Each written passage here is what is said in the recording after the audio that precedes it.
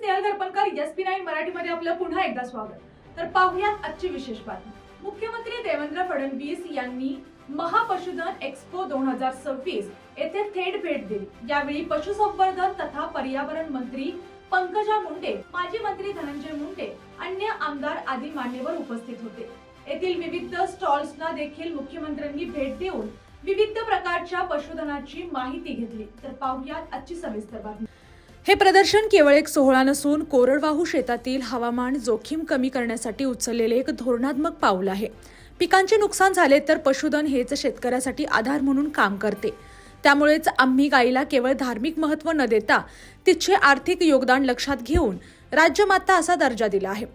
पंजाबमध्ये गाय 10 ते 15 लिटर दूध देते, तर आपल्याकडे 2 लिटर ही तफावत भरून काढण्यासाठीचे प्रयत्न सुरू असतात। यासाठी आर्टिफिशियल इंटेलिजन्स मशीनचा वापर करण्यात येईल। एम्ब्रियो ट्रान्सप्लांट आणि सेक्स सॉर्टेड सीमेने तंत्रज्ञानाद्वारे उच्च दर्जाच्या कालवडींची पैदास वाढवून दुग्धोत्पादन वाढवले जाईल। यासाठी विदर्भ मराठ्यात मदर्स डेअरी सोबत करार देखील करण्यात आला आहे।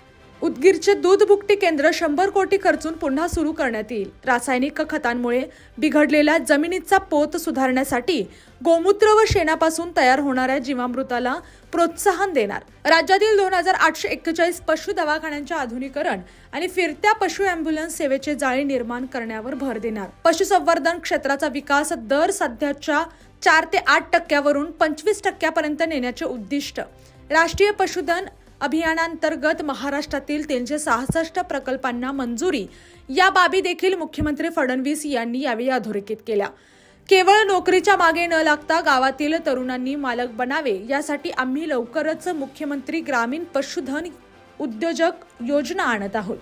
महिलांना लखपती दीदी बनवण्यासाठी शासनाकडून 0% व्याजावर कर्ज उपलब्ध करून देत आहे। तसेच पशुसंवर्धनाला कृषीचा दर्जा देणारे यावेळी अहिल्यादेवी होळकर शेळी मेंढी पालन योजनेतील विजेत्यांना आणि गोपाळ रत्न पुरस्कार प्राप्त शेतकऱ्यांना मुख्यमंत्र्यांच्या हस्ते गौरवण्यात आले।